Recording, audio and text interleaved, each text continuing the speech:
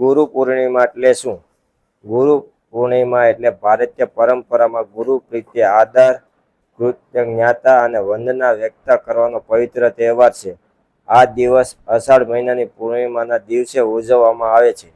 આ દિવસનું વિશેષ મહત્વ એ છે કે મહાન ઋષિ વેદવ્યાસના જન્મદિવસ તરીકે પણ તેને વ્યાસ પૂર્ણિમા કહેવામાં આવે છે. ગુરુના જ્ઞાન, સંસ્કાર અને સાચો માર્ગ બતાવનાર માનવામાં આવે છે. લોકો પોતાના શિક્ષક, યાજ્ઞિક ગુરુ અથવા તો જીવનમાં માર્ગદર્શન આપનાર વ્યક્તિ પ્રત્યે આભાર વ્યક્ત કરે છે.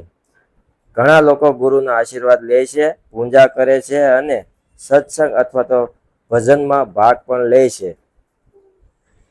જે વ્યક્તિ આપણને અજ્ઞાનના અંધકારમાંથી જ્ઞાનના પ્રકાશ તરફ લઈ જાય તે ગુરુ છે. આવા ગુરુ પ્રત્યે આદર અને કૃતજ્ઞતા વ્યક્ત કરનારના દિવસ એટલે ગુરુ પૂર્ણિમા. ત્યાર પછી અમારા ગુરુમાશ્રીએ પણ ગૌ માતાનું પૂજન કર્યું. અમારા ગૌ માતા એટલે કે ધરતી માતાનું આજે જો અહીંયા પૂજન કરવામાં આવ્યું અને એ પૂજન અત્યારે અમારા ગુરુમાશ્રી કરી રહ્યા હતા. પહેલા તો એને ફૂલ હારથી સ્વાગત કર્યું, ત્યાર પછી એના પગના પૂજન કરી, પછી ત્યાર પછી માથે તિલક સાંડલો કર્યો અને અમારા ગુરુ માતા અત્યારે આવે છે. અને બધી અમારી ગૌ માતાને પછી એકને બધાનું પૂજન કરવાનું હતું એટલે અમારા ગુરુ મહારાજ શ્રી જો અત્યારે પૂજન કરી રહ્યા છે. અને અમારા શિષ્યો અને ગૌ સેવકો બધા જોઈએ હાજર હતા અત્યારે ગુરુ મહારાજ સાથે. અને ગુરુ મહારાજ અત્યારે જો અમારા ગૌ માતાને બધાને પૂજન કરે છે. અને બધા સેવકો અને શિષ્યો પણ જોઈએ સાથે સાથે અત્યારે ગુરુ મહારાજ સાથે છે. અને બધી ગૌ માતાનું અત્યારે પૂજન થઈ રહ્યું છે. ત્યાર પછી અમારે ગોપીનું અત્યારે અમારા ગુરુ મહારાજ પૂજન કરી રહ્યા છે. સાથે અમારા છોટે બાપુ એટલે કે સુંદર બાપુ પણ સાથે હતા, તે પણ અમારા ગૌ માતાનું પૂજન કરી રહ્યા છે. એટલે અમારે ગૌ માતા બધાનું અમારે જો અત્યારે હાલ પૂજન થઈ ગયું છે. અને બાપુશ્રીના આદેશ પ્રમાણે બધું પૂજન. અને ત્યાર પછી મેં પણ એક ગૌ માતા સાથે પૂજન કર્યું. અને અમે બધા અમારા સેવકો સાથે અત્યારે અહીંયા ઊભા છે. અને અમારા બાપુ હજી તો ગૌ માતાનું પૂજન ચાલુ છે. અને બધા અમારા સેવકો અત્યારે બાપુની સાથે ખડા પગે ઊભા હતા કે ત્યાર પછી અમારા ગૌ માતાનું પૂજન થઈ જાય ત્યાર પછી અમારા બાપુશ્રીનું એટલે કે અમારા ગુરુશ્રીનું પૂજન કરવાનું. તો અત્યારે અમારી નાની નાની વાછડી અને વાછડાનું પણ જો અત્યારે બાપુશ્રી પૂજન કરી છે. અને ત્યાર પછી અમારા ગુરુ મહારાજનું પૂજન ચાલુ થઈ ગયું છે.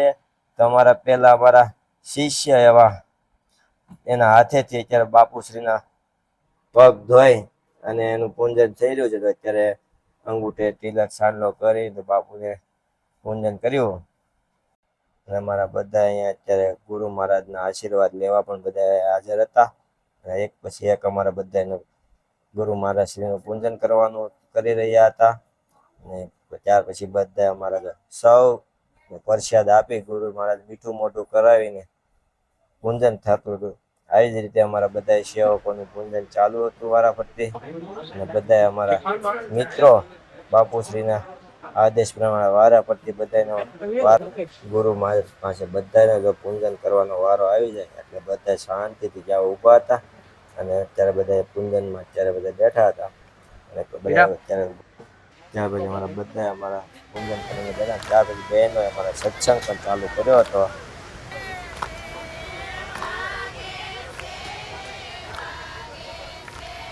આ સત્સંગમાં અમારા બધા બહેનો સત્સંગ કર્યા અને અમારા ભાઈઓ અત્યારે તો રસોડામાં પણ ખડા પગે ઊભા રહીને સેવા આપી રહ્યા હતા.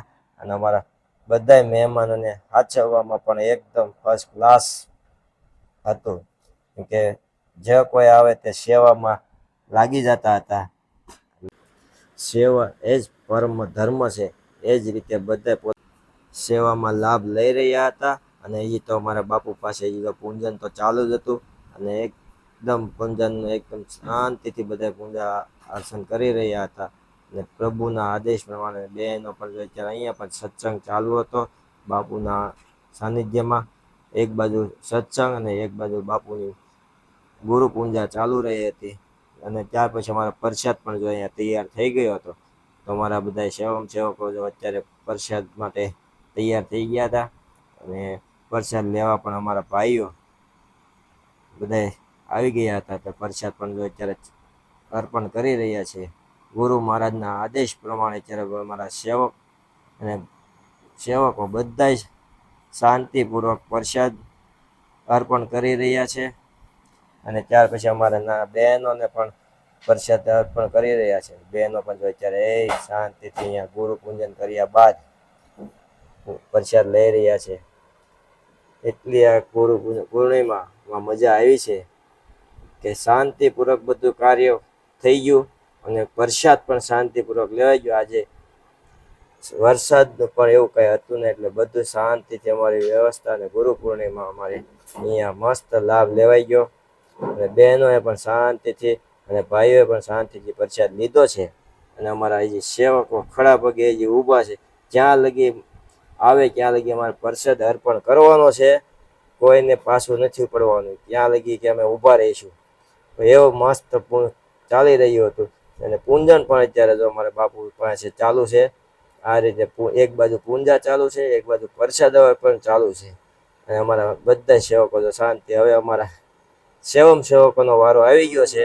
તો અમારા ગુરુ વૈષ્ણવ ગુરુદેવે મહેશ્વર ગુરુ સાક્ષાત પરમ બ્રહ્મ તમસ્ય શ્રી ગુરુવે નમઃ. સૌ મિત્રોને અમારા ગુરુ પૂર્ણિમા તરફથી સર્વે જય ગુરુદેવ.